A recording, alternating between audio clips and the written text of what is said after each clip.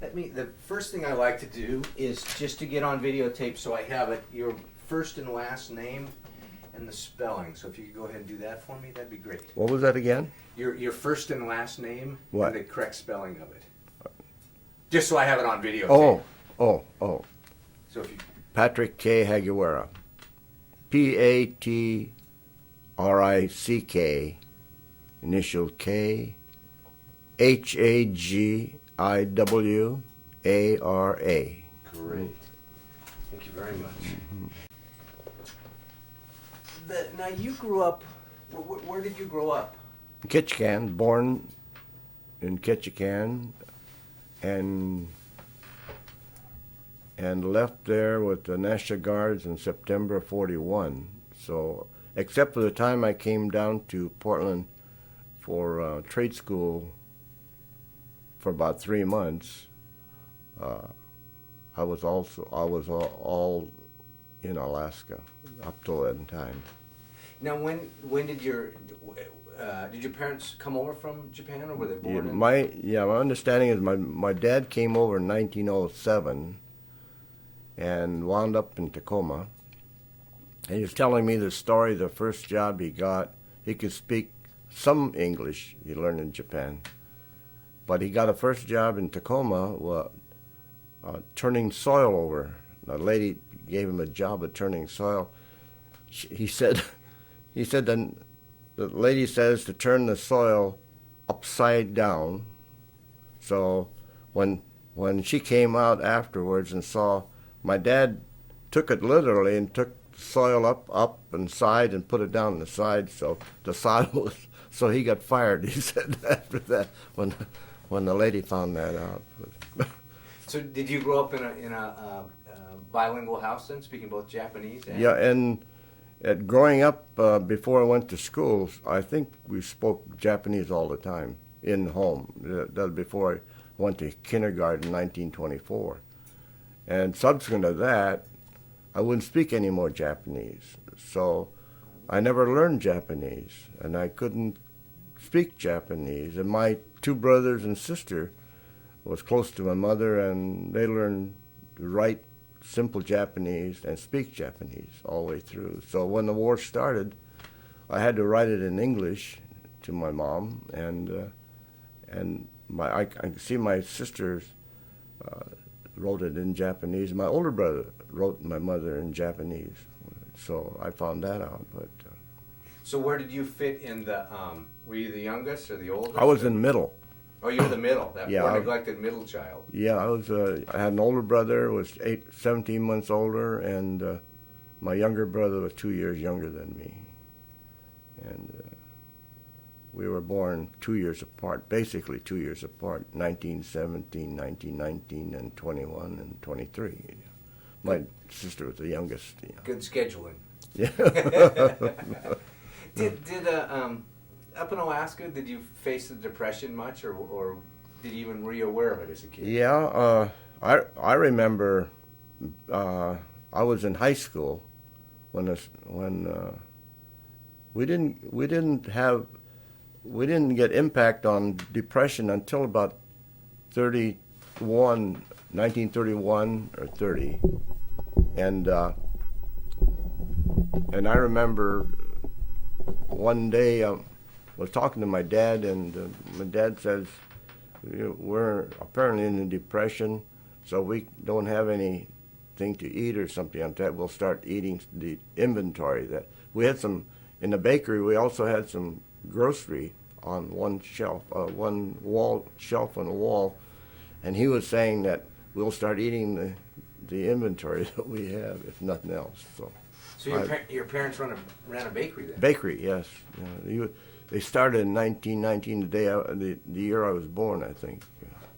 And before that, he was working for the restaurant about a couple blocks away, and then bought this little house, actually.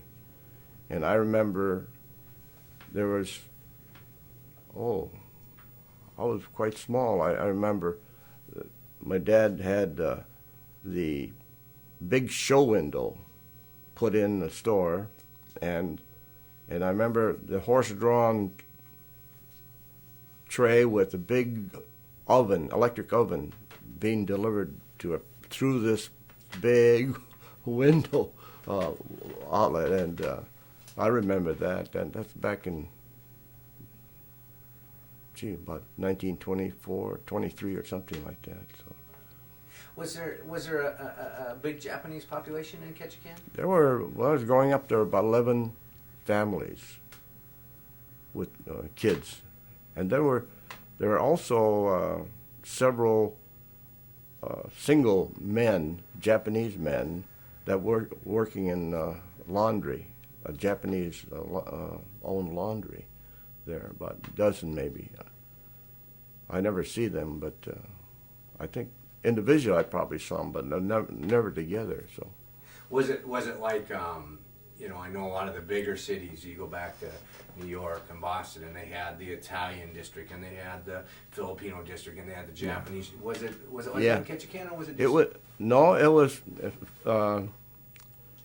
Looking back, the Japanese stores, except for one that was on the other side of town, all of the stores, grocery stores, confectionery stores, the bakery, the cleaners, the tailor shop, and restaurants were all on one street, Stedman Street they call it, which was its Indian Town area in the district.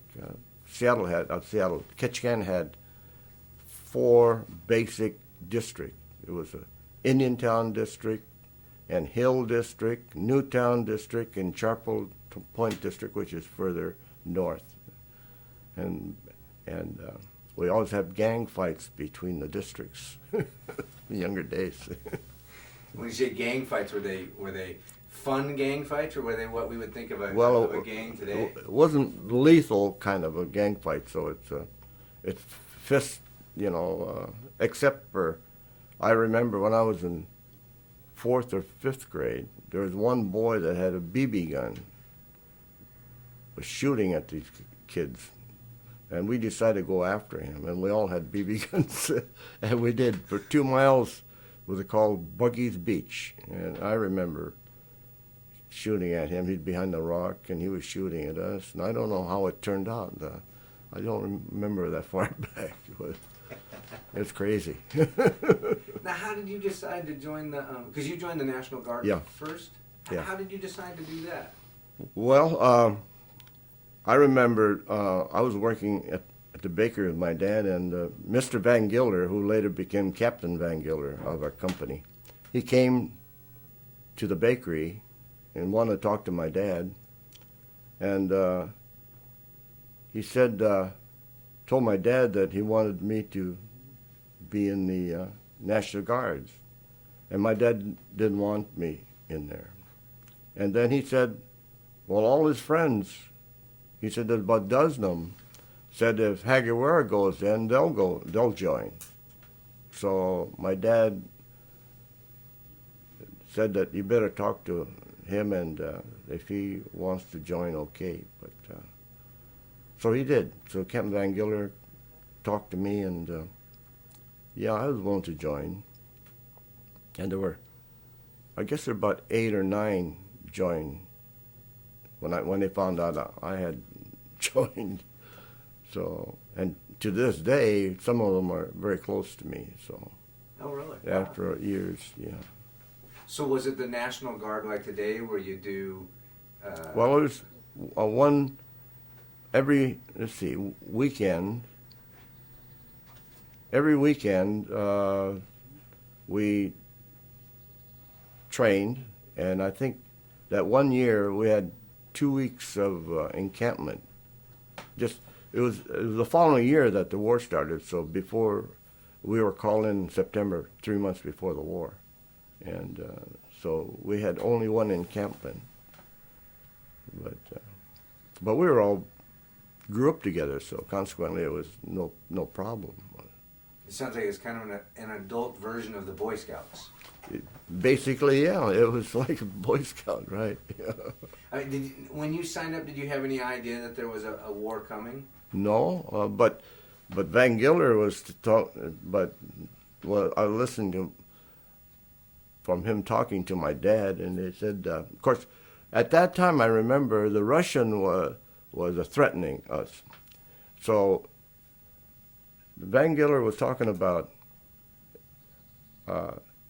if we were to be invaded, wouldn't you want your son to be part of the outfit that would crush the invaders? And my dad said, but of course my dad told me before, we're going to school and coming home and eating, and the Japan was in Manchuria and all that turmoil going on, and we even at dinner table always have arguments. Oh golly, the subject of Japan invading Manchuria, Japan didn't make. My dad's position was Japan didn't invade Manchuria. They had to go in and whatever it was they had to do, and we're using the wrong words for him, and he gets riled up every. My mother didn't want us to talk about the subject at dinner time because every night he'd argue. The kids would all join in and get an argument there. So it was nasty there. Did he still have a lot of relatives back in Japan? Oh yeah. Well, matter of fact, my dad was the only one of the family in America, and my mother was the only one in the family in America. My mother had a sister. She was one of 11. Had a sister in Korea, married to a Japanese, but living in Korea. But other than that, the parents, relatives were all in Japan at the time. So how did you first? Do you remember first hearing about Pearl Harbor and what you thought? Yeah, it was.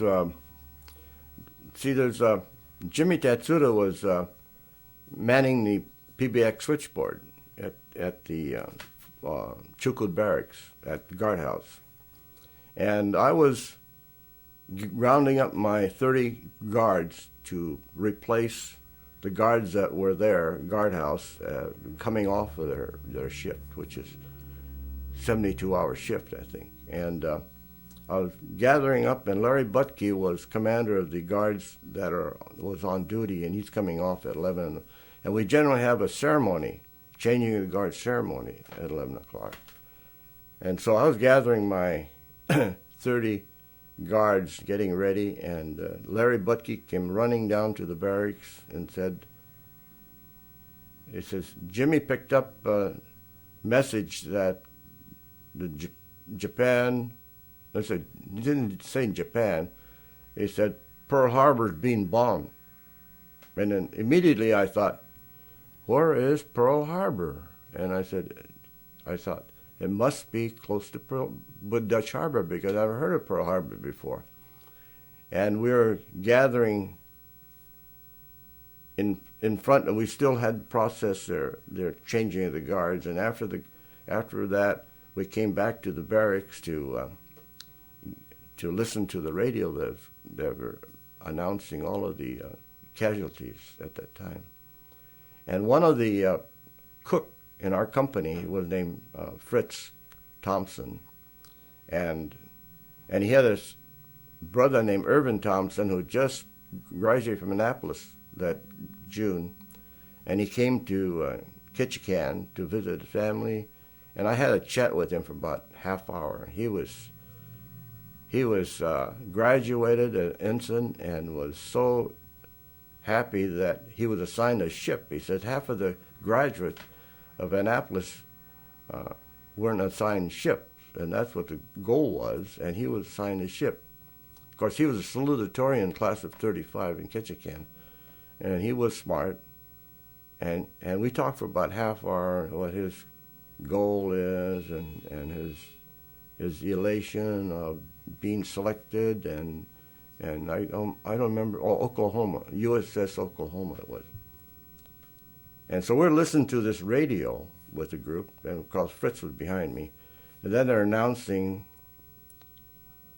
the killed in action, and sure enough, Irvin Thompson's name was in.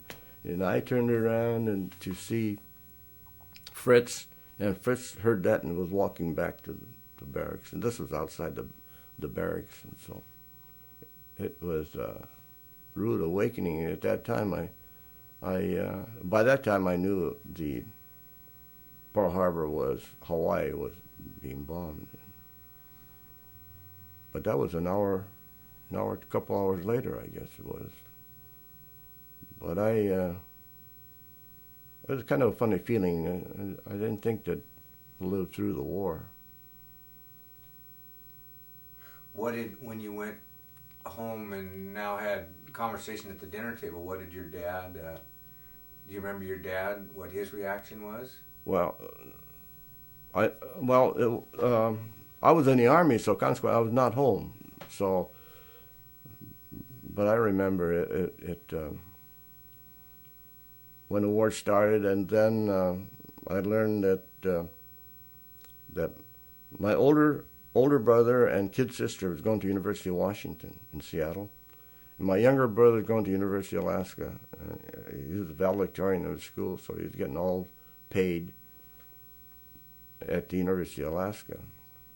And then I got word that my dad was taken in after Pearl Harbor, and so first time in 25 years since my mother came to Alaska, she was alone. So I was worried because she didn't speak much English, and I found out that afterwards that they heard that I had been killed in Chukwu barracks because I was running away or something like that and got shot. So when Mrs. Van Gilder, all the family had moved out on the ship and transported back to Southeast Alaska, and I remember Mrs. Van Gilder said that when I came down the gangplank in Ketchikan, the mayor was waiting for her and wanted to know what happened to Hagiwara getting shot, and she told me this. I said, I was shocked, and I told the mayor, he said, Sergeant Hagiwara was the last one to see us off. And said because he was responsible for our being on the ship. And so mayor decided that to go to the house and at the bakery and let my folks know that I think it was 2 days before that they were heard that I got shot or something like that. So they went, and Mrs. Van Gilder said that they were in confinement there for close the shop and everything else, but they let us in the bakery and we talked to her, and they were kind of elated that it wasn't true or something like that. But how long who took your dad and how long did they keep him? Well, I think he was the last Japanese in Ketchikan to be taken in. I think it was first of week in February, and most of them were taken in January, but I think he was taken in 1st of February, and went to Annette Island. And the funny part of it was, not funny, but the irony of the whole thing was that when I found out that before I left Chukwu Barracks, we were ordered to, me and 3 of the Niseis that were in that Company B were ordered out, and I remember Lieutenant Cochran calling us 4 of us into the office, and he had tears in his eyes and said, Captain Van Gilder was ordered for us to transfer out of Alaska, and he refused. And so they said they promoted him to a major and sent him to Anchorage in the Air Force. And so I'm taking command of the company, and he said, if I don't release you, he said they'll get somebody else eventually. They'll release you to out. So I said, I reluctantly signed the paper for transfer. So the funny thing about it is, coming down, I was in Ketchikan and saw all of the families. And then no male, in Japanese, the male is always the head of the family and so on and so forth. And they're all gone, so all the women were left with little kids. And all the big kids were going to the University of Washington and some out of town. As it happened that my older brother and kid sister wouldn't be allowed to go back Alaska. And so they were stuck in Seattle. And the only one was my younger brother was Alaska, so he flew down after the quarter, I think in March, to pick up all this stuff and gathered for relocation to the States, and moved all the stuff upstairs, and all my tools and my carpenter tools, my mechanics tools, all my pictures that I didn't take with me to Chukwu Barracks, and so I went to visit all of the families on that Stedman Street, and they were all okay. And fortunately, the kids in town were helping all the families there, and even the two girls, younger girls, came to the bakery and helped my mom. My mom said that two things. One is that she had to get some bakery to bring bread so he can sell some of the bakery stuff of goods while it's open, and then 2:00 in the afternoon she'd be turning on the electric mixer. She would be in the kitchen in the bakery. She'd turn it on and go back to the kitchen and work, and then about 3:00 she turns it off. And I said, "Why do you do that, Mom?" And she said, "Everything seems normal as that machine is going on while she's using." So so that's what she did every day, she said.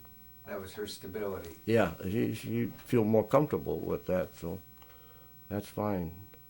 But anyhow, after I saw all those kids, and I went to the transport stopped at that island, and I said, my dad's over here someplace. So I went to the captain. The captain was on the bridge up there, and I asked if my dad is here. I may not see him ever again, so I'd like to see him.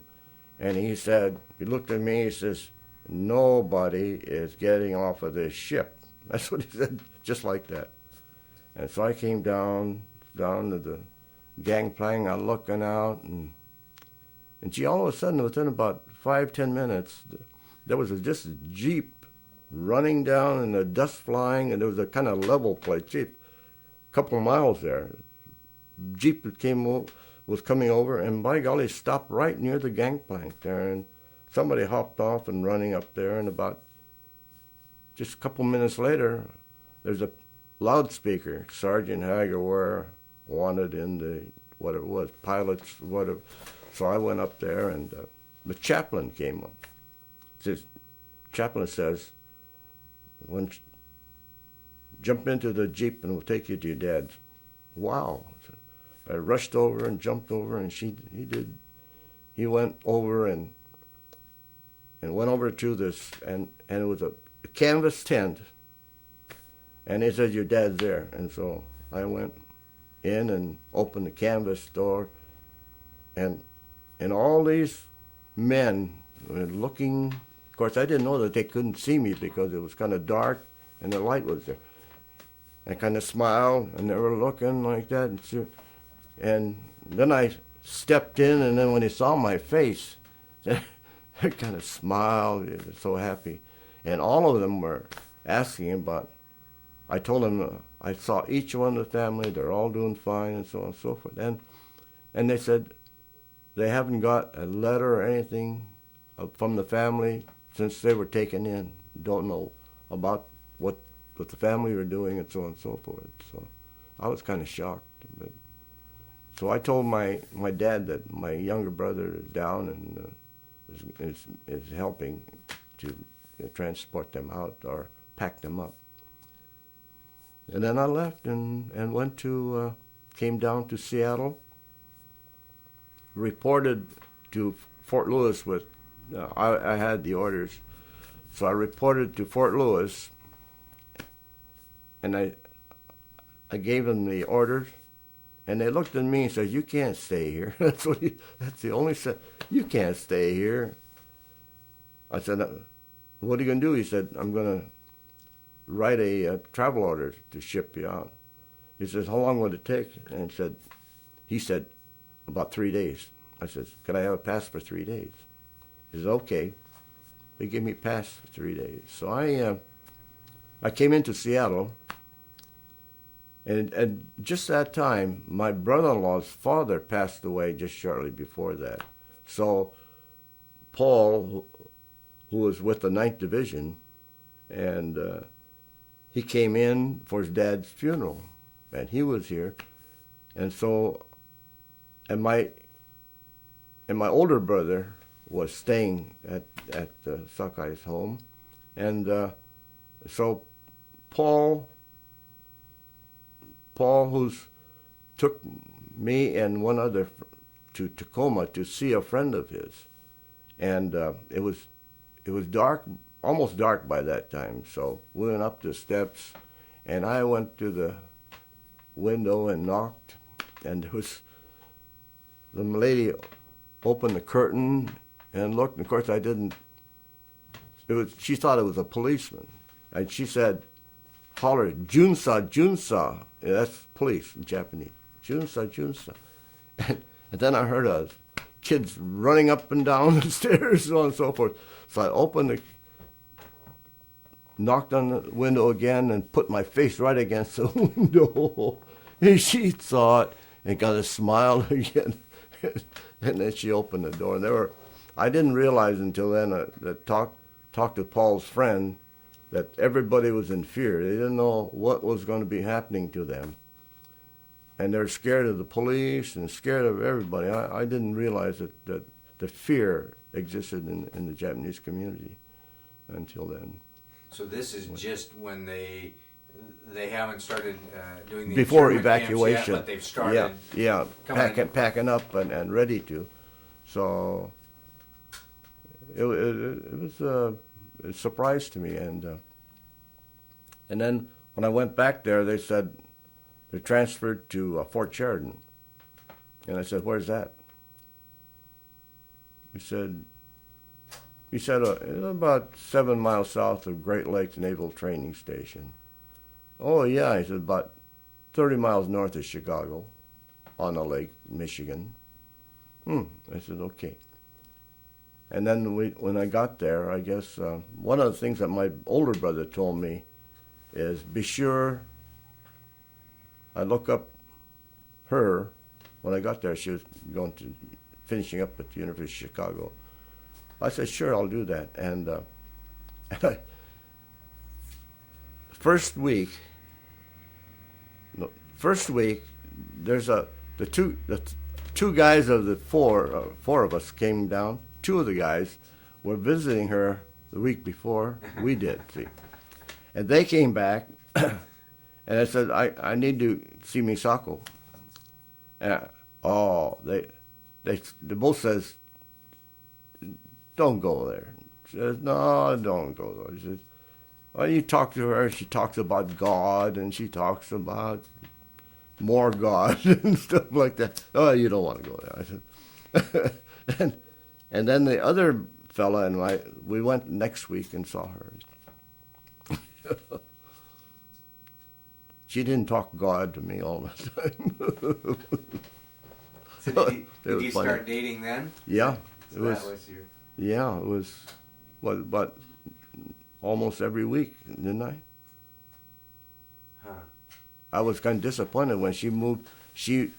I still remember, she told me that she won't be this weekend because she's going to visit with a friend, the dentist, living in Wisconsin someplace.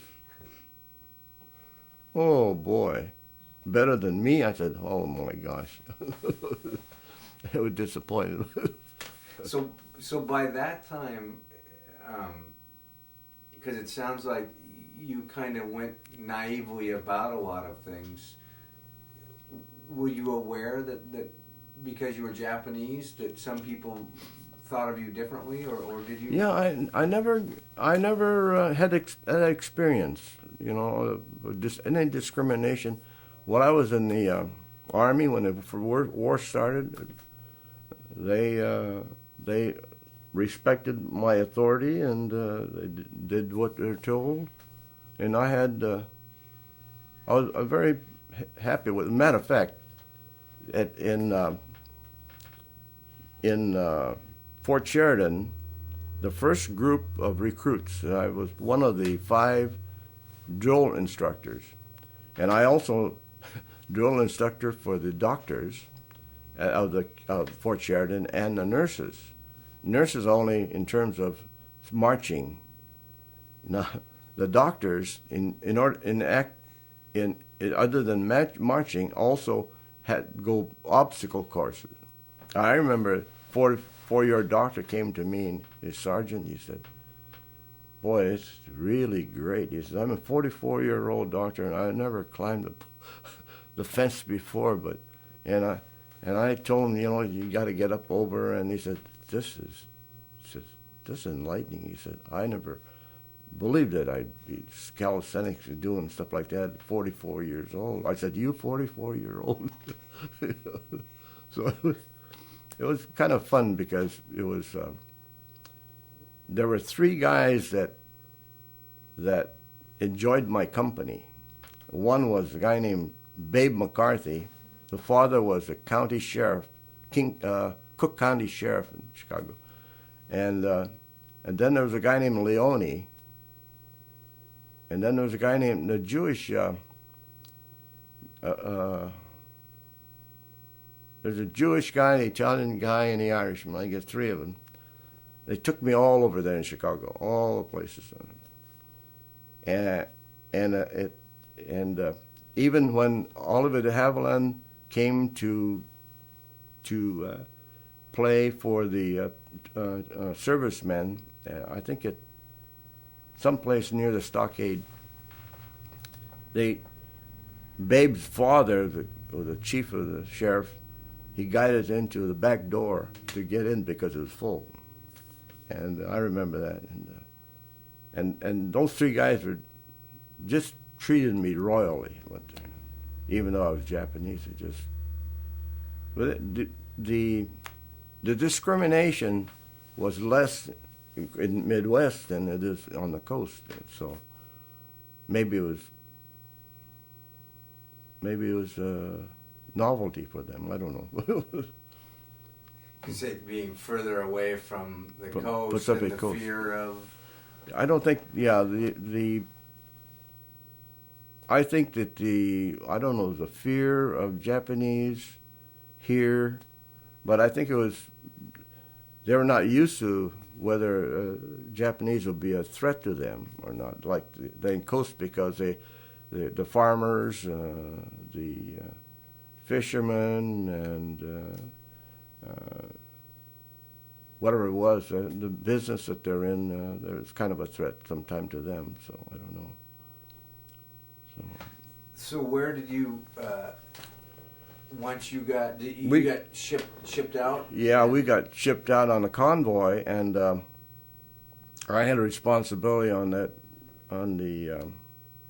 troop ship of that for guards. So I posted guards on the decks and stern and so on and so forth. And while we were on sail from Newport Beach to the Mediterranean Sea, and we took 3 weeks to get there. But I noticed that I was look at the map, compass sometime. I noticed we're going north sometime, and sometimes west. And hey, this is where we come from, and sometimes east. And far as you can see, there's on the convoy, there's ships all on that side and forward and backwards, and then the destroyer were cutting through between. And I remember we're going to Mediterranean, and all of a sudden, we were ordered. The announcement says that we're going to land at North Africa, and we're supposed to be going to Italy, North Africa. And I found out that after we got to Oran and disembarked, I found out the convoy got hit by a U-boat, and they split. And some of it landed to Salernus and Salina Salerno and some Oran that we were in on the ship. The 2nd Battalion went to Oran. So we were training, they're called Lion Mountain. You go up to Lion Mountain, look down, and the Mediterranean was nice blue, and close to shore was green, and golly, and it was hot. So after the drill, we ran down, and in our uniform, jumped into the water. It didn't take long when you get out to dry up. So I remember that was 3 weeks before we got shipped to Italy and joined the rest of the outfit. And we were there only about a week, I guess, before we were committed into action, I guess, in north of Rome. And we had, I remember there were a few guys from Fort Sheridan that went in a replacement on the 100th Battalion, and they heard me was on there, so they came during the campment, which is 3 days before we went into action. They came over, we had bonfires, we were shooting, talking, and one of the guys, can't think of his name now, but he was a little guy. Hey, how was it? Hey, he said, those Germans are real accurate. I said, what do you mean? As you know, he said, you put that hip pocket out, and the Germans with mortars would land right. That's how accurate they are. Wow. And that's where we got 26th of June. We got committed into action, and we got. It was funny because I had an anti-tank squad, and I was sent to guard the Highway 1, which runs along the Ligurian coastline up Italy, and Lieutenant Curlin says, get over there and protect the flanks from enemy along the tanks would use the highway. So I went about 2 miles when it curves, and then I could see further and back to the headquarters. So I was parked right there, and I had the squad find a cover on the other side of the streets are high, or road was high, and then there was a little drop here, and I was down there, and they said, better move the troops and protect them. And I said, find cover someplace, and they found a ditch back, and I was under the hood, on the truck. I figured, well, if the shell hits that, because all those animals are on the truck, I wouldn't know it anyhow. But I had to watch for the lieutenant, and then I will have to watch the other side, the Highway 1, where the Germans might be attacking. And I'm staying there about almost 5 hours, and the lieutenant wanted my squad to come back, but they couldn't send his driver out. And this Moto Okada, who still lives in Hawaii, and my driver come crawling up to me, and he says, "Hey, Sergeant, we got to go back." "No, we're going to stay here." So he's crawled back again. And then another time, about an hour later, he come crawl back. He says, "The guy says that we probably should go back." I said, "No, we didn't get orders to go back." So he went back. Third time, we were drenched because you had to, they're firing about 5 shells every 15 minutes, I guess I counted. 5 shells, and they were on the other side of a little mound, I guess, so consequently the barrel wasn't quite down far enough to get, so that the shells were just going overhead, except one hit the tree and sprayed, and one of my a short guy, got wounded on his elbow. Would you believe? He had called $1 million wound, one guy. And then we also had, each one of the squad had a runner for headquarters to communicate with us.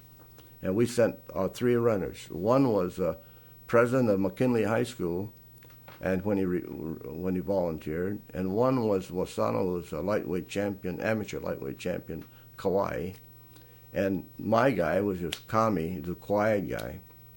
All three of the guys were in the headquarters, and I found out when they finally decided that 5 hours later that we head back, and by that time I made the decision to go back, and I told the group when I have a Jeep driver, start your engine. When your engine starts, the rest of the squad come jumping up on the wagon, we'll go.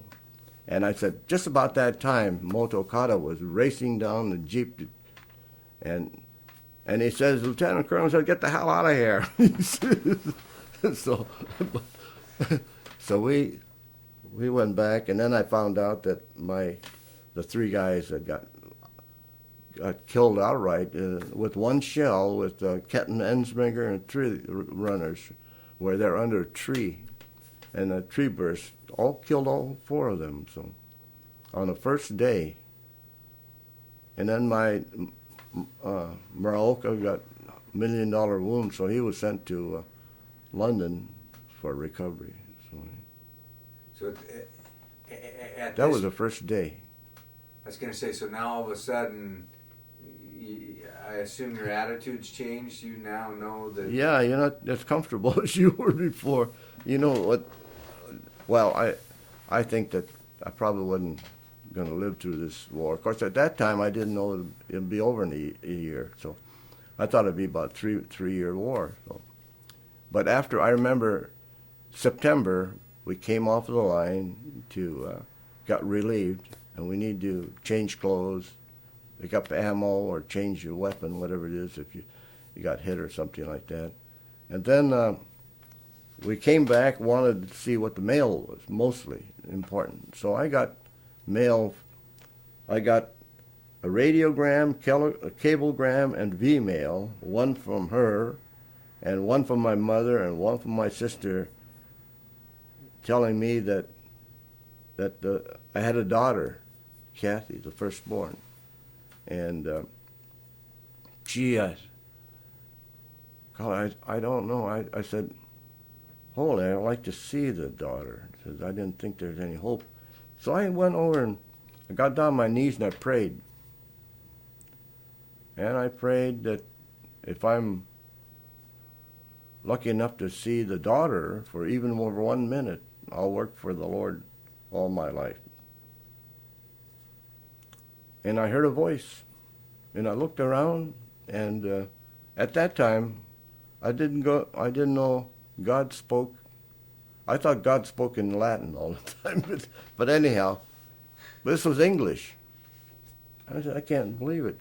They're all pidgin English, talking pidgin English, and here English. I looked around, and nobody within 25 yards of me. So, I said, it didn't dawn on me until after the war. I had another experience, and then I said, oh, well, it was before that. I went to, it was around, I think it was on the first campaign. I don't know why, but I was sent to rest for 4 days. So I was sent to Rome, and I stayed at what they call Foro Mussolini. It's a big path with Mussolini statues along the way, and then it was a camp for war soldiers, and I went there, and then I walked to the Colosseum and visit the Colosseum and so on and so forth. And along the way, I went down the Tiber River walking, and I had to go to the bathroom. You know, the latrine is on the public sidewalk. And so you go there and you see women walking by and talking. They're not interested in people using that. So that was kind of a surprise to me. And then I was in the courtyard of St. Peter's, and someone told me that the Pope Pius XII is going to have an audience. They wanted the soldiers up there, so I hurriedly bought 3 rosary in the courtyard there, and went up there. And golly, there was a big basilica there. There must have been over 500 communicants on kneeling. There were 4 British soldiers were on my left, and then there was 4 French, and then there's Americans in the middle, and then there's 4 French, and then African 4. But for all the way around, I can see Pope Pius and his entourage came up from the lower floor, walking up, and he started on this side, so the British were. And the Pope Pius talked in the British dialect. I said, gee, that's pretty good. They came to me, he's from America, so he talked like an American. I thought he talked in British. And then went to the next one, and the aide said, this is a French soldier. So he talked to them in French. Oh, I found out maybe God speaks in every kind of language, I said. And then I thought it kind of shocked me, but that was the experience I had there. And then I went back to the line again, and I was, but I remember 4th of July morning, early in the morning, there was a battle for a night, and didn't have time enough to bring the deads back. So I was instructed my squad to pick up the dead. There were about 8 or 9 dead soldiers there in the field and take them.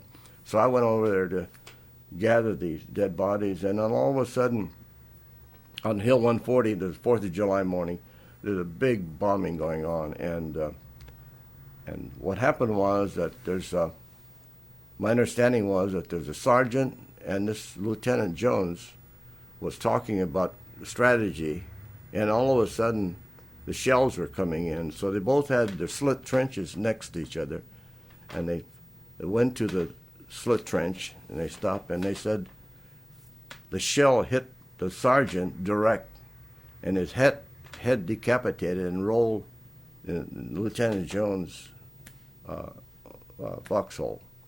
And he saw that and went berserk, and he was running around crying on there, and the shells were coming in. So my lieutenant rushed over there and got him and started dragging him back. And as he came to me, the lieutenant says, "Go get this other guy who's coming off. He had battered his arm or something like that, and he's trying to find a place, and he was in shock." So I rushed over there, and gee, when I saw him, it was a kid I knew. He's from Seattle. Yeah. And Roy Tanagi, his name is. And he said something, he mumbled, and I noticed he was in shock. So I said, I better keep talking to him. And so I said, just a little bit further. And so we had to go another hill and down the other slope where the first aid, the front, I guess the advanced aid station was. So I went up, finally got to the top, and I said, well, a little more, Roy, back. And then finally got in, and there was about half a dozen parked there, all wounded. And I saw this guy who was taking, aid man. It was a guy named Takmamoto. He lives in Mercer Island now.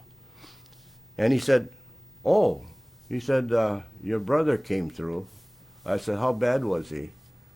And he said, he got hit on both legs, but I think he's all right, which means he didn't get hit a bone or something like that. So he said, what happened? They said that the sniper got him.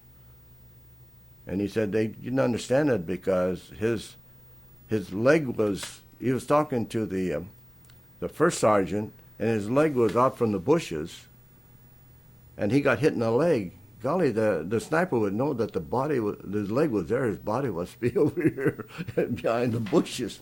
But he didn't hit it, it hit his leg. So I said, well, I wouldn't have to worry about him for a while. So there was a one kid I had in training in Camp Shelby. He was an 18-year-old kid, and I can't think of his name now, but he was sitting on this table. He wanted to have somebody to do something because he had a machine gun across the lower his cheek, and he needed to have, and I can't think of his name. And I said, "What are you in such a rush about?" He said, "I got to get back." He said, "I got to get back." "You're not going back, I don't think." He said, "Well, they can patch me up, I can go back." So Takamawa said, "Hey, don't be a hero. You're going to stay here." And that's the last I saw him until the last campaign.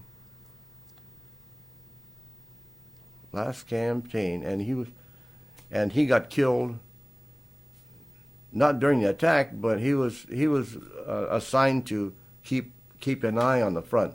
So he'd be on his knees. He said the guys to look over the terrain to see if the enemy is moving, and that's where he was kneeling. He said, and they said that he got right in his chest. The sniper got him there.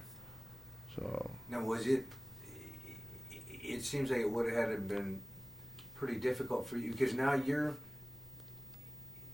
you understand war the way I will never understand war, and you're a father of a new child back home. How did you deal with that in your mind? Was that the fact that you had a new daughter back at home and now you're out in the middle of the war? Did you ever think you weren't going to get back home? When we saw my dad when he was released from New Mexico in when was that? November, I guess. 44. No, 43. So I saw him. It was a funny thing. What happened was that I had a furlough.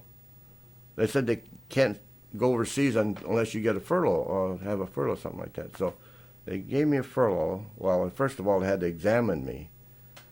And the doctor checked my heart and shook his head. He said, I said, "What's the matter, Doc?" He said, "Why don't you come back tomorrow?" I said, "Okay." So I came back the following day, and he checked me. He said, "Okay." And I said, "Because I'm warm?" Or I kind of joked, "Because I'm warm," and he didn't look happy about it. I found out later that it had a rhythmic, whatever it was, and it's still there today, I guess. But he said, "You're okay." So I got my furlough to see her, and it was before that, I guess. We went took her and we went to the relocation camp to Heart Mountain, Wyoming, where her folks were, and stayed with them, visited them 3 days, and then we went on their train to Minidoka, Idaho. And when I got there, there was a telegram waiting for me to return immediately. So I said, "Gee, I'm just here on the furlough, and he's trying to tell me I have to go back." He said, so I called long distance to Sergeant Buchanan. Hey, Sergeant, I got this telegram telling me to return immediately, to Fort Sheridan. "Yeah." He said, "Is this serious?" "Well, might say so." I said, I was living at the non-coms quarter at Fort Sheridan, and she was there. And I said, "Is it like my duplex burned down?" "Yeah." I said, "Did it burn down?" He says, "No." He said, so when we took the next train back, and the following morning, as it was. So I just saw folks just a few hours, and when I got back and I saw Sergeant Buchanan, I said, "What's the hurry?" He said, "I have a transfer letter. I'm transferred to 442nd, that." I said, "Well," he said, Sergeant Buchanan said, "You didn't have to come back so soon." He said, but I asked whether I have to. He said, Well, I was going to tell you not to obey orders. I said. So, oh my gosh. So that's when you got into the 442 was. Yeah, it was before. It was just, matter of fact, 3-4 months before we got shipped out. And when I was transferred, to immediately put me, because I was a drill instructor for 3 years or something like that. They put me in this recruit detachment to train troops. So it was only a month before we got shipped out, they transferred me out. By that time, the rifle companies were all filled up. And they had to either bust me to private or to keep my sergeants, staff sergeants, right? But then there are not very many left, so the only place was to send me to headquarters, and instead of busing me to private or whatnot. But when I did that, they had to take the sergeant there from Hawaii and break him down. So when I went there, I was an enemy to all the guys from Hawaii. They were all Hawaii guys. So I had a hard time with them. Boy, it was. And was the 442 all Japanese, or was it a combination? There was all Niseis, and they were up to it. Most of the officers were Caucasian. That's what I was wondering if they. And by regulation, the Army regulation, no Niseis could command a rifle company. So no Nisei captain in the rifle company. My company had a captain because he was the headquarters, but the rifle companies had to have Caucasian officers. But it didn't matter because the first campaign they're all wiped out. They're wounded so they had to. The sergeant took over and stuff like that. So. Why do you think they developed the 442 and took all the Niseis and combined them rather than allowing? Do you think there was a reason for that, or? Well, yeah, I think so. Because it was well trained outfit in Hawaii. They had to. They couldn't disperse them because they were as a unit. So they what happened was that they trained well, and I think before they were shipped over, they're thinking about making another regiment out of the Niseis, but they weren't. My understanding is I'm talking to a good friend of Attorney General at that time, Biddle, I guess, and he was talking about their grounds for desire for setting up a unit of Niseis. They're going to find out how they were doing first. They have to send the 100th Battalion over first. They sent the 100th Battalion, and they did a terrific job. So Mark Clark wanted more, and so they set up the 442nd that way. And they actually set up before the battle, but within 6 months, the 100th Battalion did so well that they were the youngest unit from induction unto combat, the shortest of any American units were. So the 442 wasn't like the Tuskegee Airmen when they set that up. They set it up to be a failure. They wanted the African American pilots to fail, and they created the Tuskegees. Yeah, the Tuskegees were extremely successful, and they didn't know. Yeah, it backfired on them in a way. So the 442 wasn't an issue like that then. There was already elements in Hawaii, and they just. Yeah, I think because of the 297th Infantry and 298th Infantry, the Hawaiian National Guards, that were as a unit. They were sent as a unit instead of breaking that unit up. So, I think Now, when you went in the service, you weren't married yet. that's correct. Yeah, So you got married before you went overseas. yeah, I married in Chicago about 5 months after we saw each other or met each other. We saw in May and got married in October. So now, Fast. how do you convince a young bride? Because you're going to war, and to say, "Well, let's get married." Well, not at that time.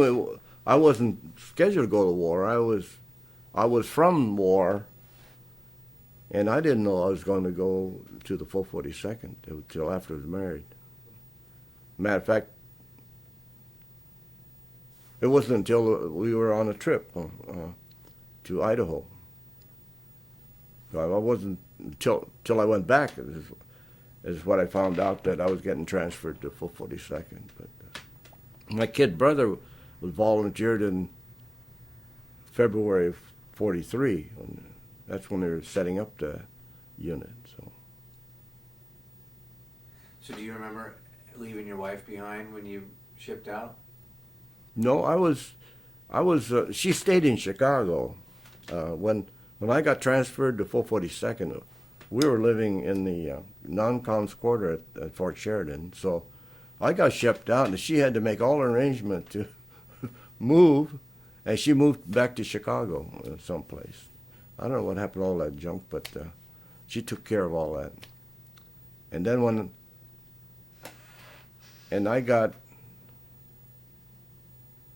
I came back up when you were 3 months pregnant? Oh, I don't know. Yeah, probably. Well, whatever it was, I think wasn't it March I came up to visit you? March of '43, went back down, went to Newport Beach, May. Yeah, I guess.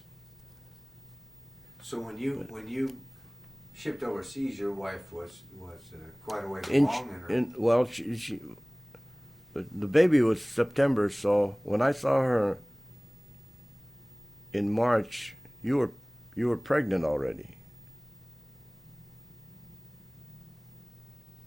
So how old was your daughter before you actually physically? Almost 11 months. She was about 10 and a half months. I came back, let's see, 4th of July. I got discharged 4th of July. That's what I can remember at Fort Sheridan. Yeah. Had you had pictures of your daughter? No, just the only thing I had was those 3 cablegram, radiogram, and B-mail. That's all. Wow. That had to weigh on your mind, or was that something that kept you looking forward to say, I'm getting home to? No, I didn't think I was going to live through the war, so I don't remember. You worry about it. You see, I remember every time before combat, we gather night before, and then I can remember looking at my squad and thinking about who are the guys I might lose. Not thinking about myself, but the platoon sergeant thinking about us. I'm thinking about my men and who am I going to lose and who I think I'm going to lose. And then when you go into combat, you worry about these things. And then when you go into combat, you forget about it. You don't think about these things until you came off of the line. Then you think about it again, especially when you have to find replacement. I remember one battle, I can't remember where it was. I remember we had 3 prisoners, and I was assigned to watch the 3 prisoners. There was an Italian professor and the battalion commander in a tent with aides. and they're going to interrogate these.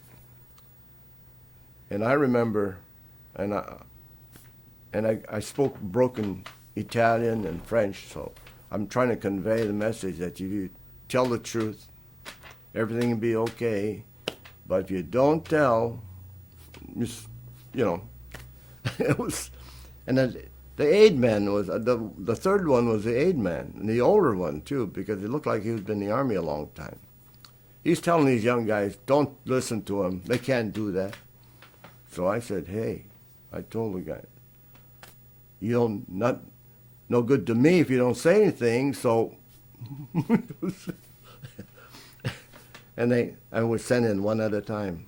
But that older medic was an arrogant guy. He knew what the score was.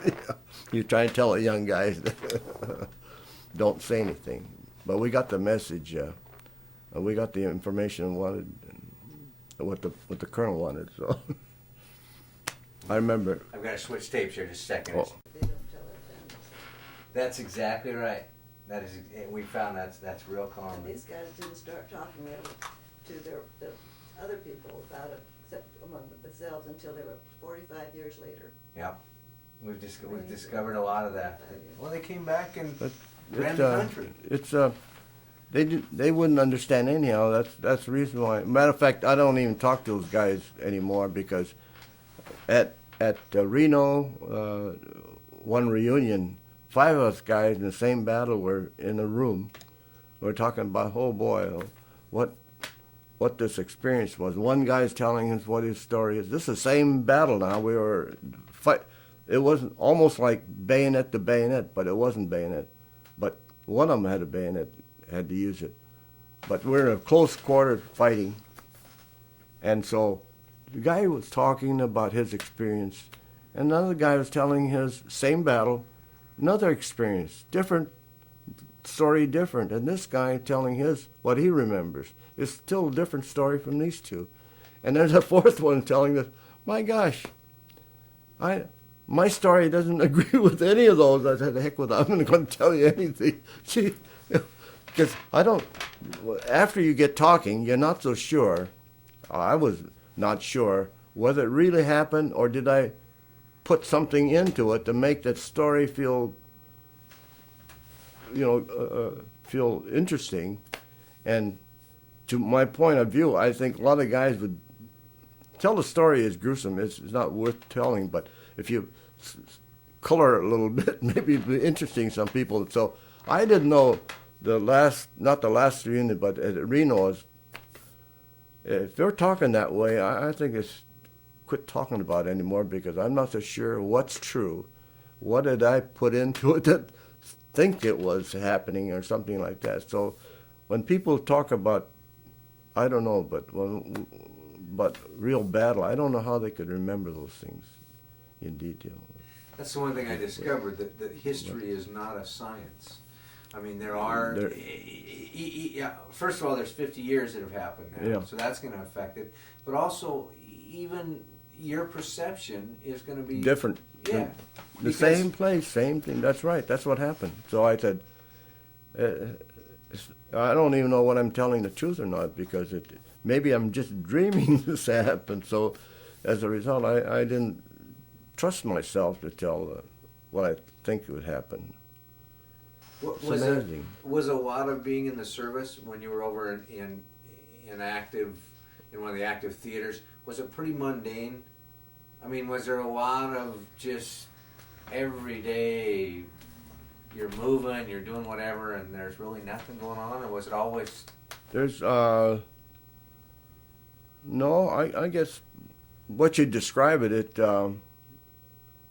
it's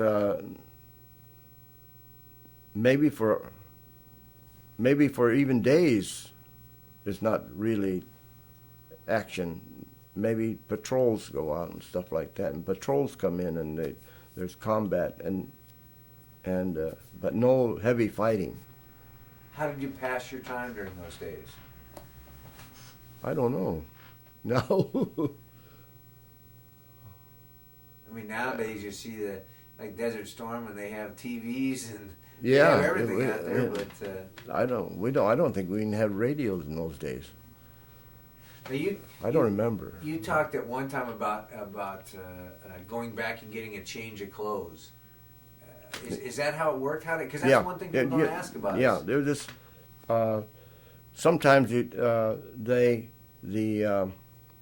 engineers would come up and set up a shower and sometimes we wait till we get off, be relieved by another, and then we come and change soiled uniforms and re-equipped our if the weapon isn't A1 condition or something like that. But you're out there in the weather for 3 months, and you try to put condoms on the muzzle of.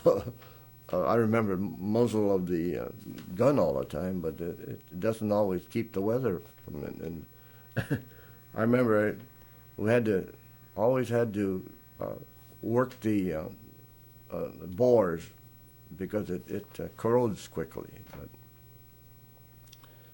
But because we were in the anti-tank platoon and not up at the front, sometimes actions were going on in our area because of the mortars and the 88s coming, trajectory, and sometimes the heavy fighting of the rifle up close, and then like patrols and so on and so forth. So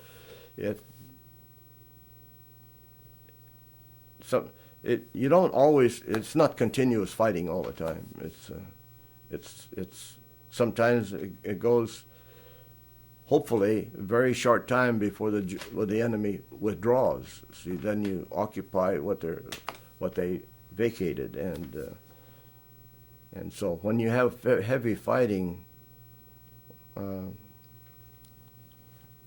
what you read the Stars and Stripes and you read how the war is going on, and it gives a different picture. You say the line is stalemated, and you think, well, nothing is going on. That's when the heavy fighting going on because everybody's trying to get. And then when it says when it's heavy fighting going on, then there's no movement. So they have trouble writing what this war is about and so on and so forth. So whenever I read that Stars and Stripes, it says nothing is happening, and it's really happening because they're fighting and no one moves. And this is nothing, no action going on. So so you had a very different perspective sometimes. Yeah. They're saying nothing's happening, and you're looking around going, that's the worst thing is happening. Yeah, right. What now? You were marching into Rome. Is that where you were? Yeah, we were committed beyond Rome. The 100th Battalion. We read the 100th Battalion moved up, and they were first to Rome, but General Clark withheld them. They didn't want the 100th Battalion to go there because it publicized that way. They waited for the outfit they wanted to publicize go in and pass up the 100th Battalion. That's what hurt the 100th Mark Clark. But Mark Clark was very good to us.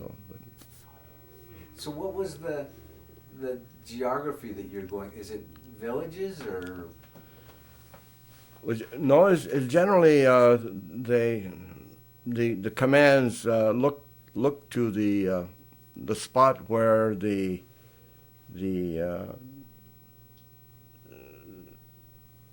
primary sector where they command the zone area. They need to secure that.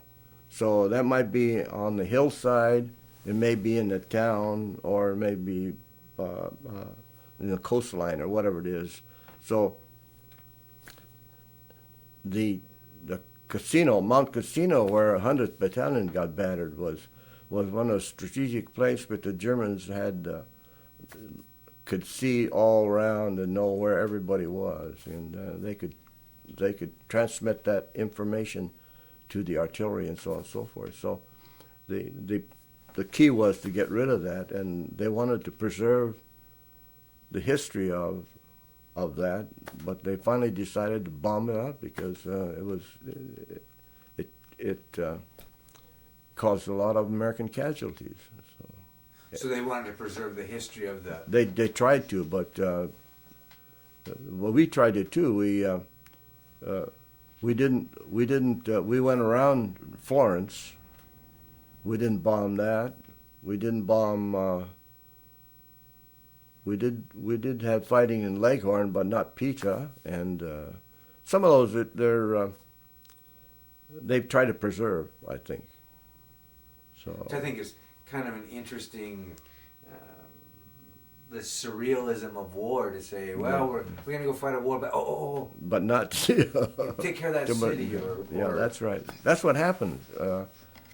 We lost. I'm trying to think a couple. One's in France and one's in Italy. That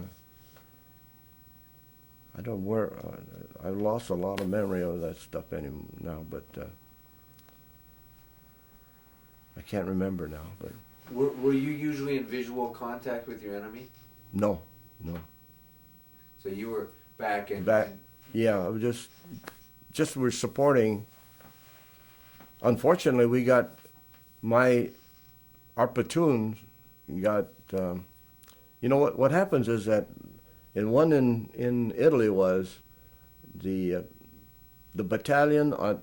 There's a battalion fort, and I can't remember where, close to Genoa, I mean, and we fought, and my squad went to the base of this hill, and the battalion fort was up there.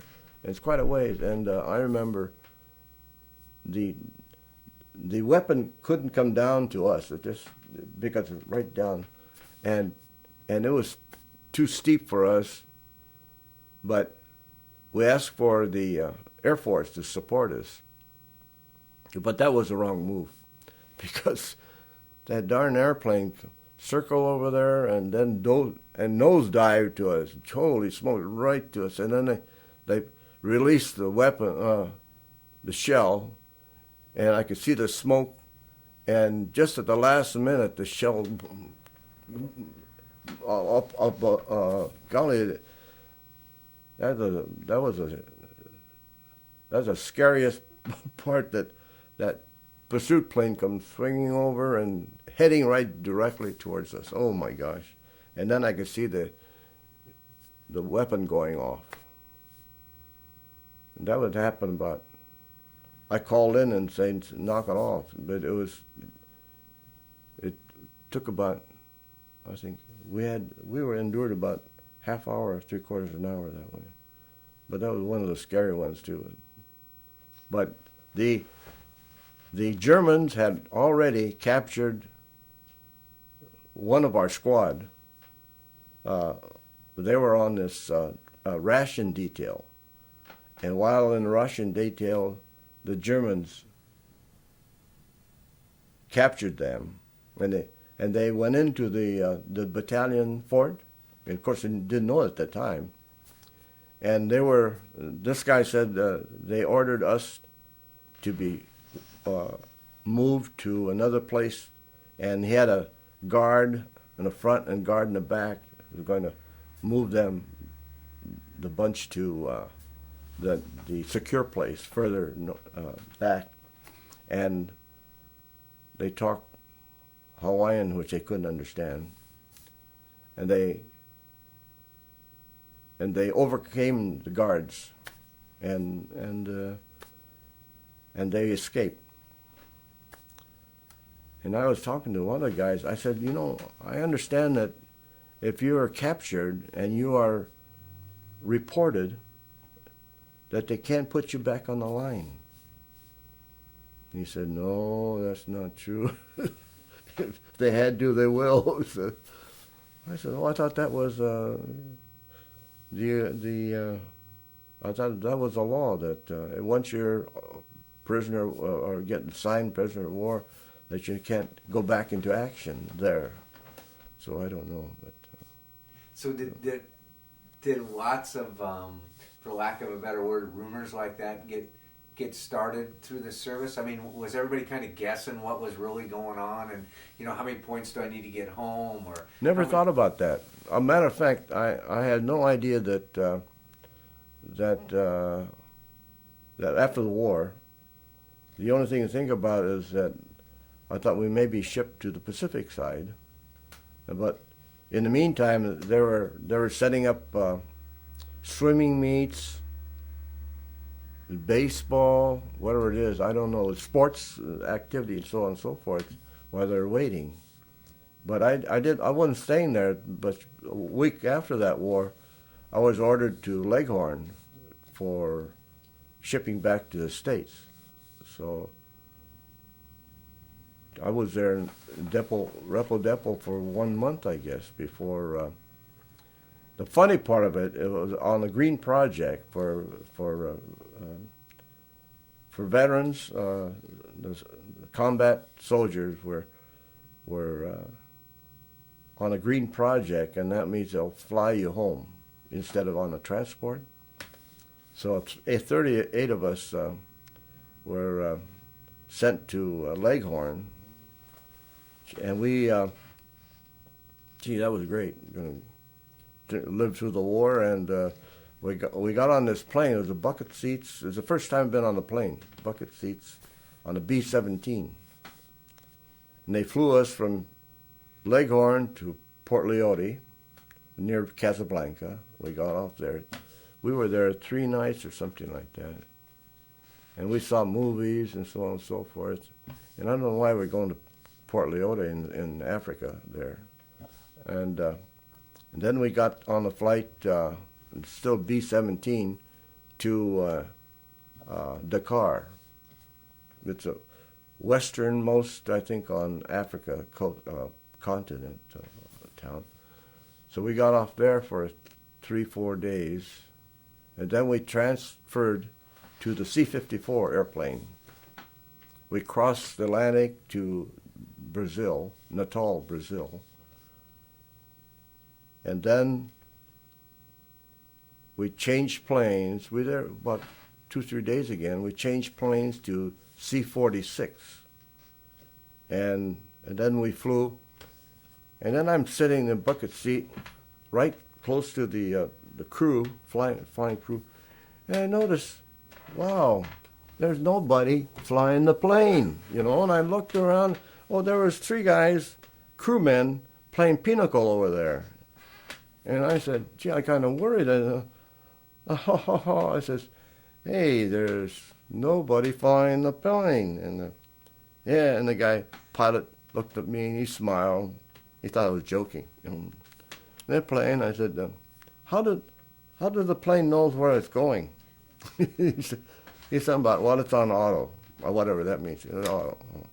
I said, and I'm been worried because here we crossed the desert, we crossed the ocean, now we're crossing the jungle. I said, how does the plane know? I went back, I said, where are we going? I mean, where does the plane think it's going? He said, well, we're going to be going to British Guiana. Where's that? He said, well, the plane knows. He thought I was kidding him, the pilot. The plane knows where it's going.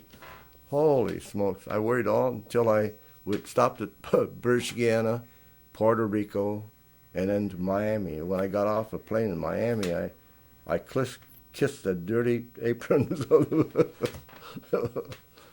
Oh, boy. Now, you said at one time you thought maybe they were going to send you to the South Pacific. But the outfit was going to be back. But would that have been difficult going to the South Pacific, do you think? I mean, just because of... I don't know. I'm assuming that...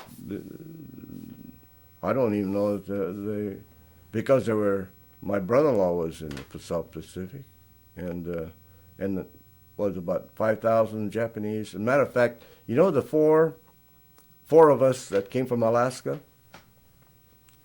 the 4 of us, there's a guy named Bob Arata from Wrangell, Alaska. His dad owned a mink farm. He was assigned to Canine Corps, Air Force Canine Corps, got shipped to Egypt, and he was there in Egypt all through the war. And then two of us, Jimmy and myself, we went to full 42nd, but Charlie, who was a corporal at the time when he transferred, was sent to Minnesota for the language military intelligence section, and he got shipped to Australia, and he was in the second flight of landing at Philippines the first time, and he ended up as a major by the time he got out. So, and he's still living today. He's about 86 years old, 87. So, and Jimmy got wounded 3 different times in 3 battles, and he passed away several years ago in Ketchikan after war. In war, are you really aware of who your enemy is? By that I mean, like if I were to send to Germany, I mean that would be my relatives, my ancestors on the other side of every fight. Or is war so surreal that that's not? It's just there's an enemy out there. That's it. You don't know who it is. It could be a black man or whatever it is. If he's got a uniform, like the German uniform, wherever he is, maybe Japanese. Yeah. And you shoot or you protect yourself, one or the other. So the only thing is, I remember the early part of the war, I remember one time we had a heavy shelling, and we had to find cover, and I dove in a culvert. I crawled into the pipe, which is about 18 inches diameter, I guess, under the street. I crawled in there, and as I crawled, I felt the shoes, and Germans soldiers had different kind of shoes. Anyhow, I felt it around. Holy smokes! It looked like German shoes. That's a German soldier in there. So I couldn't crawl out. I couldn't continue on, and I prayed that he doesn't know that I'm here. But when I got out finally and we started to move, I found out he was dead, as a dead soldier in the culvert. And I remember that. Kind of shook me up a little bit.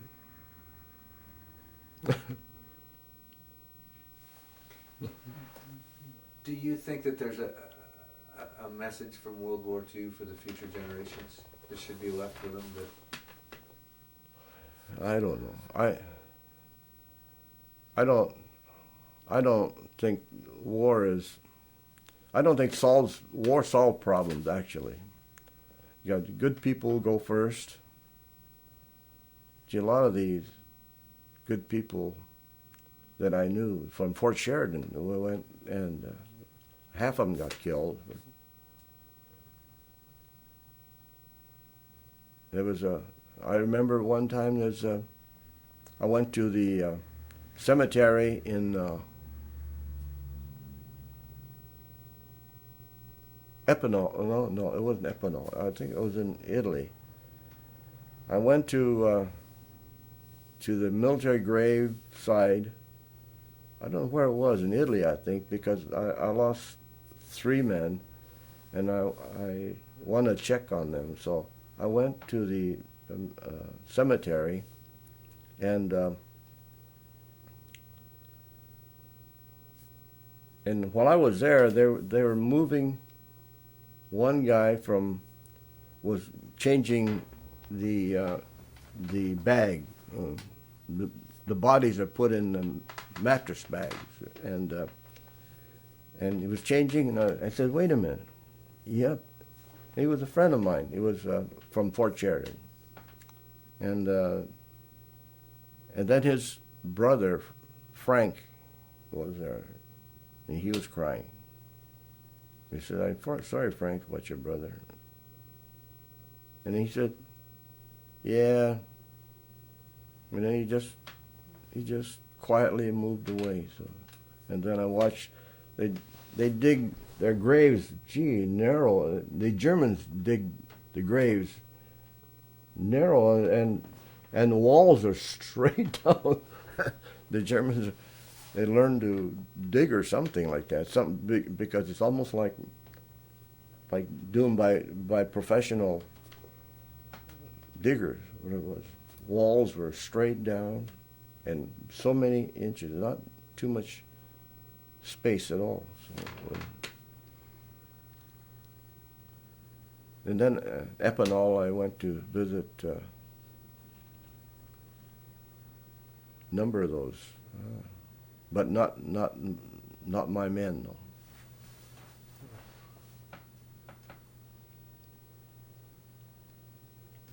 Do you remember where you were when you heard the war was over? Yeah, I don't remember exactly where, but I remember we fought and we moved up to whatever it was, I can't remember. We went into the house, and I was kind of tired, so I told my guys, I want to rest for a little bit. So I rest, and I must have slept maybe for an hour or so. And all of a sudden, I heard a firing, boom, boom, boom, boom, shells going. I jumped up and I got my weapon, and I was starting going out, and I'm having these guys laughing. You know, what's going on? He said the war's over. I said, what's the firing? So I opened the door, and there's Italian guys there with weapons firing. You know. I said, that's how I remember war was over. But I was startled when I got woke by the weapon going off all around. I thought it was got attacked again, because no one told me that the war was nearing, over or something like that. Because I remember, I'll tell you one thing, right after when the bulge was happening in December, bulge, and we got word, I remember we got word that 18,000 German soldiers in American uniform parachuted someplace nearby, see. So how do you tell with a German with American uniform was a German or American? We were worried about that. I remember that. But, it was that was in December. It was, I think. No, it wasn't. Later than that. I don't remember anymore. But I remember the terrifying experience of how do you know the person is a German soldier or an American soldier in an American uniform? Yeah, it's a. That had to be some of the toughest warfare when you're facing that. Well, it didn't happen, but that happened. That was a threat that was brought. I think it was more of a rumor than. But still, to you, it was real. I Yeah. mean, at the time. How do you tell and protect yourself? So. So how long did it take you to get home then after the war was? Did you get home right away or? Well, end of June, I ended Miami, and took 3 days. I remember on a train. I had an experience on that train. It was a funny thing. I'm sitting there, and there's one across the street. One of the soldiers was talking to the other and telling me, well, you don't understand the war. You just got in the army, so you never run any place yet, and so you don't know what it's like to be in the army and so on and so forth. And he said, the other guy, there was one other guy said, what experience did you have? He said, because I've been in 6 months already. He said, have you? The guy says, did you go overseas yet? No. He said, going to though. And then we kept going on, and then just about Joliet, Illinois, there's one guy was in Pacific Theater. He came back, and he apparently had malaria. He was shaking, and there's a couple soldiers trying to tried to help him, but he was looked like he was cold and shaken. They found out that someone told me that the guy had malaria, something like that, and so we got to get him off the train right away. So they stopped at Joliet and took the soldiers off of the train, and so then we continued. And then the next guy, there was another incident by the group that was there, and it said one was chastising another because they didn't go overseas, and found out that the guy chastising him was in a quartermaster, was stationed in Africa, never saw combat, just quartermaster working goods and so on and so forth. But he was chastising a guy that never went overseas. And another one, there's one of the combat guys were never said anything, just kept quiet. I noticed those guys, and it said those people that only came in recently or something like that. The war was over in Europe and so on and so forth, and they were happy and they were in the service and so on and so forth. So it was. I said, they want to build themselves up by ridiculing someone else, so on and so forth. I remember that. A lot of the different veterans we've talked to that have been at the places that you hear of in history, the Bulge and Normandy and things like that. Really, when you talk to them, you ask them about heroes, you don't know. And they say that it was just a job. They did their job and they came home. I mean, is that kind of how you felt about it too? That something you want to put behind, or more than that, I was happy to live through it. Because that was my goal, live through it. I have a feeling probably your wife and your daughter was happy that you lived through it. I don't know if they were or not. I was happier than them, regardless. Are you proud of your time in the service? Yeah, I was proud to be at the Alaska National Guards with all my buddies, and I learned a lot too from there. And then while I was in Chukwu Barracks, after the war started, there were two Japanese. One was a owner of the cafe in Juneau, and one was a laundry man who has hired, I guess, over 30 people there in that shop, and also had a contract to launder all of the linens and stuff from the steamships. The Alaska steamship. They stop by and they dump all their laundry there, and they pick it up, I guess, on the ship going back down. The two Tanakas and Fukuyamas, I sent, I think, two of I didn't send it either. The Company A sent a team to pick those two up in Juneau and bring them over while I was the commander of the guards, and so I had to throw them into the guardhouse. Oh, really? Yeah, and Mr. Fukuyama called me, and I went over there, and Mr. Fukuyama says, "I want to shave." And I said, "No prisoner shave." And he said, "I shaved every day of my life." He says, "I need to shave." So, and just 4 months ago, I was at his home having dinner with him at Juneau. And I said, okay, I told one of the guards, I said, give him a safety razor and keep an eye on him. See? So he did gave him a razor so he could shave, and gave his razor black. And then on the, every day, they were required to take these two out to the parade ground to walk for exercise.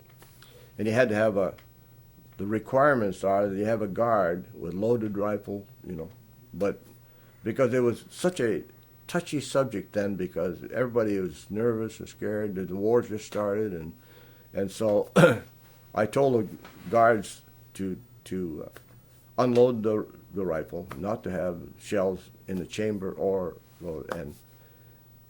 And I said, if they try to run away, he says, there's no place to run.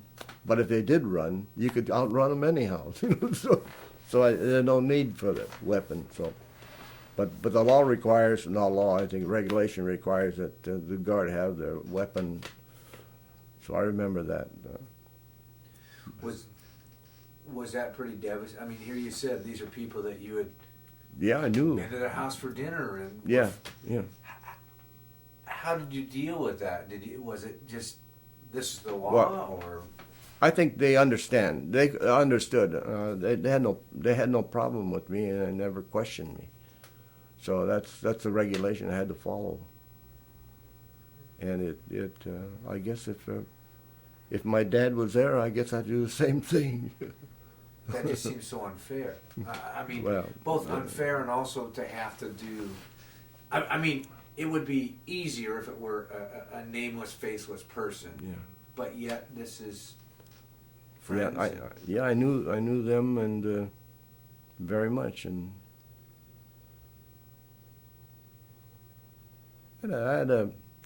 I enjoyed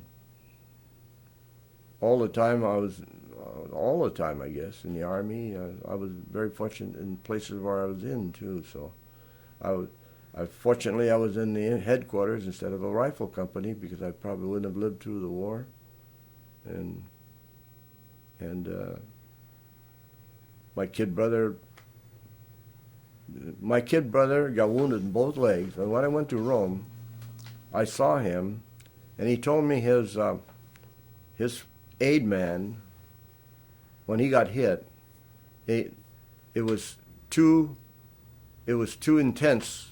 The shells were so intense that the aide picked him up and moved it to the forward area where the enemy is, towards the side reverse hill, and then laid him down and was coming back across the field, and he got hit, and he lost one leg below his knee, I guess. So when I went to visit my brother in Rome, he said, you ought to see this guy. I can't think of his name, from Hawaii, but he saved me. He saved me, but he lost his leg doing it. And so I went to him and thanked him for saving my brother. And I was talking with him, and he showed me his leg. He said he had shell marks, scars all over. And he said, gee whiz. He said, you should have seen the other one. He said, that one he lost. He says, even worse, he said. So it was, and then after the war, first chance I got in Hawaii, I went to visit with him. I didn't know where he was, but I knew a brother was a state representative before Hawaii became a state, and I called him. He refused to answer, so I was telling him telling the one who answered the phone, I just want to know where his brother is, and then finally he came on the line. He said, and I told him who I was. Oh, he said, I thought you were a friend of my brother's, and I said, why? He said, well, he said, he gets a phone call all the time. He said, my brother's into prostitution and drug, and his friends calling him all the time. So he didn't want to talk to anybody, his friends. So I said, no, I'm trying to see your younger brother because he saved my brother's life in the war, and I want to thank him for it. And if he said he doesn't know where he is. But then he mentioned about being harassed with friends of his brother. So that's why I didn't want to answer. Was your dad still alive when the war got done? Yeah, he was.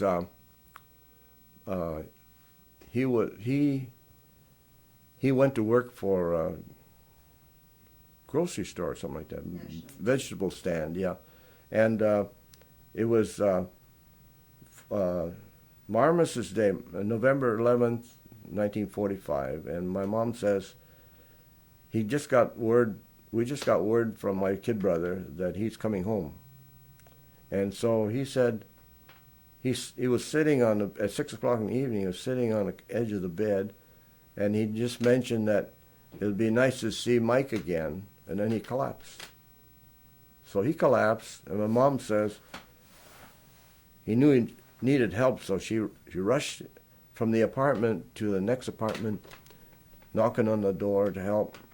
And he said he opens up, and he found this Marine. And he's a wounded Marine from the Pacific. And golly, she didn't know what to do. Then she finally said she needed help, so he went right over there, and he gave my dad artificial respiration for about an hour, she said, and didn't survive. My dad didn't survive, but she was amazed that the veterans of the Pacific who got wounded was helping. So you never had a chance then to have discussions with your Nope. dad about his views on. No. Huh. I did when I took him. The only time twice I talked to him. Once I took him down to Maxwell Street, or what it is, the Jewish store along one street. Was it Maxwell? They have all these stores display outside, and my dad wanted to go. He just loved to see it. He doesn't buy anything, but he loved to see it. So I took him over there, and at that time, I was talking with him, but we never mentioned about war or something like that. The last serious talk we had was, like I mentioned, was Manchuria. My dad's. It was. I don't know. My mom weathered that storm, but all the kids were against him, whatever it was. Do you know if that, because like you talked about, the male in the family being the leader, Dominant, the everything. Yep. Was that, do you know if that was devastating when they took all those men and where you saw them at the camp? I mean, did that just break their spirit, or was it a thing that they... I don't know. It was. I think it's devastating because all of the Japanese family, the men were the key, and owns the store. They were all owning stores, and there were the women. Women spoke mostly Japanese, so the men spoke English, but the women mostly speak Japanese, and so consequently, when they took that away, there's communication problems after that. And fortunately, there were little kids there to help, but the bigger kids that could help were going to universities, and they weren't allowed to go back home. And except one girl whose younger sister, was dying, and she begged to get from the university, go back home to see her. And they finally allowed her, but it was too late. She died the day before she got here, there, I think. So, but no other. There were, there were 3, 4, 5, 6 going to college. Irene, Alice, Abe, Grace. There were about 6 or 7 kids from Ketchikan going to university. We wouldn't allow them to go back home. That's the growing up and having gone through the history books and everything like that. For some reason, the history books don't give you this perception that it was this country where, prior to the war, where it's like today. Everybody was doing whatever. Yeah. They were going to school. Or we were people. And because the history books made World War II look at these segregated populations, it teaches a weird thing for even the concept to realize, oh yeah, they might have been in school here and gone back to the country and fought there, and vice versa. That even though it's different than today, it's very similar to today. This international. Well, she and I don't didn't go to the camp, so consequently we don't know anything, all of the things that was happening, the prejudices and the problems, whatever it is. So it's interesting with a different, and like you said, getting further towards the Midwest. yeah, It was a whole different. I mean, you're so far removed from the war to begin with. That's right. As you get out there, less prejudice there. So because there's not many of the Asian there, so consequently there weren't that prejudice. So. Well, thank you very much. That wasn't too bad, was it? No, fortunately I can't remember a lot of things too, but maybe it's fortunate instead of unfortunate. I would think that there's a certain part that you want to forget. You just don't want to. No, no. I still remember one thing though that I'll never forget as long as I live. After we came to Seattle, she was invited to a get-together of the professors at the University of Washington. There's about 8 or 9 of them and the wives there, and they're in a hall, someplace in the hall. And everybody's chatting, and all of a sudden I mentioned something, and I laughed, and then all of a sudden it got quiet, and I was, what happened? And I turned to her and I said, I looked at her and she was beet red, you know. I said, what did I say? She refused to say what I said. Well, in those days, my every other word was cuss word or swear word, you know. And like the Army, every other word was cuss. And I vowed then that I won't ever speak, won't swear, cuss again. And I haven't since then. 1946. Why? I noticed you caught because you said I asked you something and you said, "Yeah, well, we were all sitting around shooting. Well, we were." But I'll tell you the after I made the vow that I won't ever speak foul language and swear or use profanity, I couldn't speak for 5 years. I couldn't express myself for 5 years.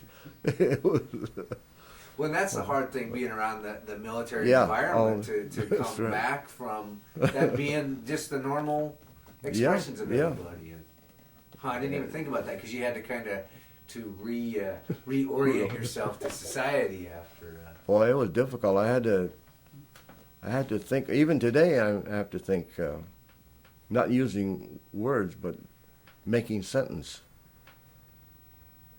It's terrible. But she endured all that. Let's say we've been married 58. Is it 50, 58 after more than 58 years? Yeah, we'll be 59 years in October. So when you got out, did you go to school some more after you got out of the service? That's when I went to school. I was. We didn't have enough money for the kids to go to school. Our kids went to school, so I went and worked after graduation. My sister and brother in Washington, my younger brother in Alaska. So I worked.